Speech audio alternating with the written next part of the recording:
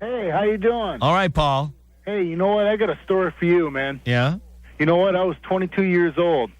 I met a girl. She got pregnant. We lasted about 5 years. About 5 years later, I want to say about 8 years later, she tells me I only got pregnant for one reason. She had nothing. And the only reason she married me was because I had something. Really? Oh, man. Oh, my God. Unreal. Wow. Unbelievable. So you know what? I sit there and, Jesus. Wow. Child support, all that stuff you got to pay, it kills me. Oh, man. There's one reason. You know, there's only one reason, and that's money.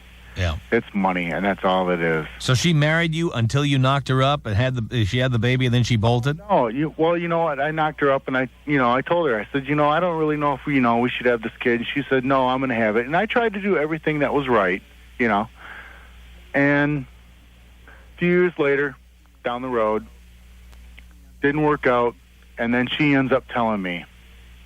She told me, my mom got a clue, and it's all money, man. Wow. Now it's nothing but pay. Wow. Unbelievable. And, I mean, you have no idea. Tons of money. Wow. Like, she probably $25,000 a year she gets out of me. Oh, my God. Oh, yeah. Oh, for one kid that she got out of you, huh? Oh, no, there's two. But, I mean, it's still $25,000 a year. 25 to 30. Wait a minute. You had two kids? Yeah. With a woman you weren't married to? No. Well, we had the one, and we got married, and we had another. Thought it'd be better, but you know what? That made it worse. Oh, I hope all the guys out there who get suckered into this stuff are hearing your story right now, Paul. Oh, I do not get suckered in. Oh. Not at all. Oh. Because I tell you, it will kill you. It will bleed you to the bone. $25,000. You got to put that on. Oh. You got to put that on. Oh, at least. I mean, I make good money, but, man, the money that it takes. Who wants to give it to that bitch? Exactly. White trash. Oh. Unbelievable. Oh. That sex must have been pretty good, huh, Paul? No, it actually wasn't that good. It wasn't even that good? No, you smoke a lot of pot, you drink a lot of beer, who gives a shit, Oh, my God. Oh, unbelievable. Amazing. Well, Paul, obviously... Hey, you know what, man? What? I listened to you. You're awesome. Thank you. You are awesome. Thank you. When you come to Detroit? As soon as they'll have me back, sometime between August and October, I'm going to be back in Detroit. Remember me. All right, Paul. The All guy right, who's paying $25,000 a year to some bitch. Tom. Matt. I am in the process of being reballified. He's being reballified.